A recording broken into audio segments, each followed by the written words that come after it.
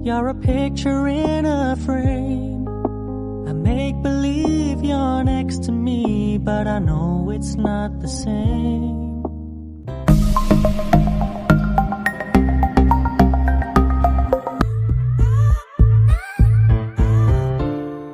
Halo, assalamualaikum warahmatullahi wabarakatuh. Kembali lagi kita dalam pembelajaran matematika. Kali ini kita akan membahas materi sesuai dengan judulnya di sini, yaitu program linier materi kelas 11, tentunya bersama Miss Winda ya. Nah, jangan lupa berdoa sebelum pembelajaran dimulai.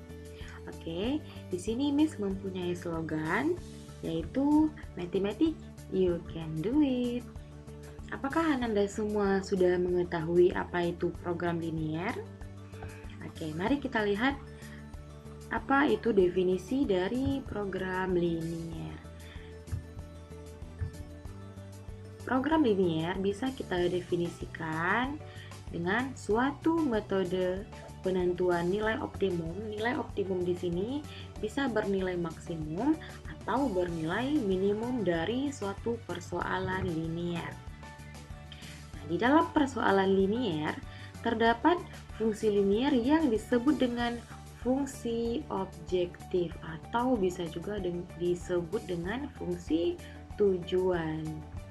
Nah, atau bisa juga kita definisikan program linier yaitu suatu program untuk menentukan nilai maksimum atau minimum dari beberapa pertidaksamaan linier. Nah, jadi Anda semua bisa menyimpulkan mana yang bisa dipahami untuk definisi dari program linier itu sendiri. Oke. Nah, untuk program linier itu sendiri ada beberapa hal yang perlu kita kuasai. Yang pertama adalah model matematika. Kemudian yang kedua, menentukan sistem pertidaksamaan linier dua variabel. Kemudian yang ketiga, menentukan nilai optimumnya tadi. Nah, apa itu nilai optimumnya tadi? Ada maksimum atau minimum. Itu ya, beberapa hal yang perlu kita kuasai di dalam program linier ini. Oke, secara umum program linier terdiri atas dua bagian, yaitu yang pertama fungsi kendala, kemudian fungsi objektif. Apa itu fungsi kendala? Fungsi kendala adalah batasan-batasan yang harus dipenuhi. Kemudian apa itu fungsi objektif? Fungsi yang nilainya yang dioptimumkan, maksimum atau minimum. Dalam program linier ini, batasan-batasan yang terdapat dalam masalah program linier kita terjemahkan terlebih dahulu ke dalam rumusan matematika yang disebut model matematika. Oke. Apa itu model matematika? Yaitu suatu persoalan atau permasalahan diterjemahkan ke dalam bentuk matematika sehingga persoalan tersebut bisa diselesaikan secara sistematis.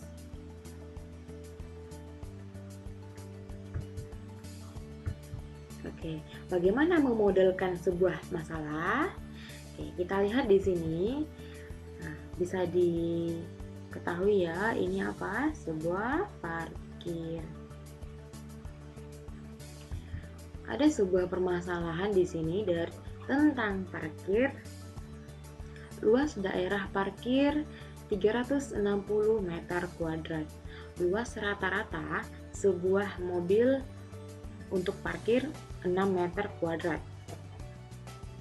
Kemudian luas rata-rata untuk bus 24 meter kuadrat. Daerah parkir tersebut dapat memuat paling banyak 30 kendaraan roda 4, baik itu mobil maupun bus. Nah, tentukan model matematika dari permasalahan tersebut. Apa yang harus kita lakukan? Itu yang pertama, kita misalkan terlebih dahulu. Apa yang perlu kita misalkan? Biasanya di dalam penyelesaian program linear, kita misalkan dengan X, Y, ataupun P, Q, R, apapun bentuknya. Nah, sekarang kita coba memisalkan dengan X dan Y saja. Kira-kira mana yang bisa kita misalkan sebagai X dan mana yang sebagai Y? Oke, kita misalkan mobil itu adalah X, kemudian bus itu adalah Y. Kemudian apa yang kita lakukan berikutnya? Kita buatkan ke dalam bentuk tabel. Nah, seperti ini. Kita pisahkan pertama sesuai dengan permasalahannya. Bus, mobil itu adalah sebuah kendaraan. Nah, kita buat terlebih dahulu apa jenis kendaraannya, kemudian luas lahannya, kemudian jumlahnya. Nah, banyak mobil tadi kita misalkan sebagai X. Luas lahan untuk mobil tadi 6 meter kuadrat. Maka kita buat di sini 6 meter kuadrat untuk satu mobil. Kemudian banyak bus itu kita misalkan tadi Y 24 meter kuadrat. Kemudian apalagi keterangan berikutnya yang tersedia. Pertama, tentang luas lahan. Luas daerah parkirnya 360 meter kuadrat. Kemudian jumlah paling banyak kendaraan roda 4-nya pada luas daerah parkir tersebut adalah 30 kendaraan. Nah, lanjut. Oke, kita buatkan model matematikanya. Nah, yang pertama apa yang bisa kita ambil? Yang kita buatkan modelnya yaitu 6X tambah 24Y kurang sama dengan 360. 6 di sini apa? Itu tadi luas lahan untuk sebuah mobil. X-nya mobil. Kemudian ditambah banyaknya bus tadi adalah Y. Berarti luas rata-rata untuk bus itu adalah 24. Kenapa tandanya di sini kurang? Nah, ingat luas parkirnya itu maksimalnya 360 atau sudah ditentukan di sini luas parkirnya adalah 360 meter kuadrat. Kemudian apa yang kedua yang bisa kita buatkan model matematikanya adalah X tambah Y. Nah, X di sini apa tadi? Adalah sebuah mobil. Kemudian Y-nya adalah bus. Kenapa tandanya di sini juga kurang sama dengan? Nah, ingat di sini kata kuncinya paling banyak 30 kendaraan. Berarti maksimalnya 30, baik itu mobil maupun bus. Kemudian apa? Ingat, di dalam program linear X, Y harus lebih sama dengan 0. Kenapa? Nah, apakah ada mobil negatif? Nah, itu ya kuncinya. X dan Y-nya harus dibuatkan lebih sama dengan dari 0. Oke, semoga bisa dipahami. Pertama tadi definisi dari program linear, kemudian apa itu model matematika, kemudian apa saja bagian-bagian yang harus kita ketahui dari program linear. Nah, sekarang kita coba membuat model matematikanya. Nah, dari sebuah permasalahan kehidupan sehari-hari. Kita buatkan model matematikanya ke dalam bentuk sistem pertidaksamaan linier. Oke, kita lihat lagi permasalahan yang kedua. Sebuah adonan roti basah dibuat dengan 2 kg tepung dan 2 kg gula. Sedangkan sebuah adonan roti kering dibuat menggunakan 1 kg tepung dan 2 kg gula. Ibu memiliki persediaan tepung sebanyak 6 kg dan gula sebanyak 10 kg. Setiap adonan kue basah dapat memberikan untung Rp75.000 dan setiap adonan kue kering dapat memberikan untung Rp60.000. Tentukan model matematika dari permasalahan tersebut. Oke, jadi untuk pembelajaran kali ini kita mencoba untuk menentukan model matematikanya terlebih dahulu. Nah, sama seperti yang tadi, apa yang langkah-langkah yang mesti kita lakukan adalah dengan memisalkan. Nah, adonan roti basah kita misalkan dengan X.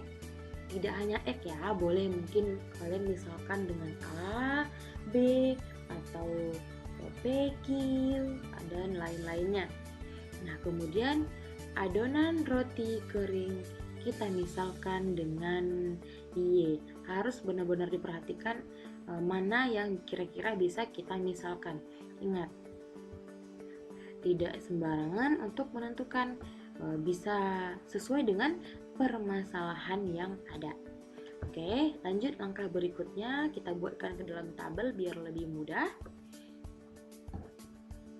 Apa saja yang terkandung di dalam untuk membuat roti tadi, adonan roti adalah yaitu tepung dan gula. Kemudian masing-masing ada ketersediaannya. Nah, untuk yang adonan roti basah, tepungnya yang harus dibutuhkan adalah 2 kg. Kemudian gulanya adalah 2 kg juga. Oke. Kemudian untuk roti kering, kita misalkan dengan Y tadi, tepung adalah 1 kg, kemudian gulanya 2 kg. Nah, sekarang ketersediaannya. Tepung sebanyak 6 kilo, itu artinya apa? Oke, nanti kita lihatkan di model matematikanya ya. Kemudian gula sebanyak 10 kg. Nah, kita buatkan model matematikanya.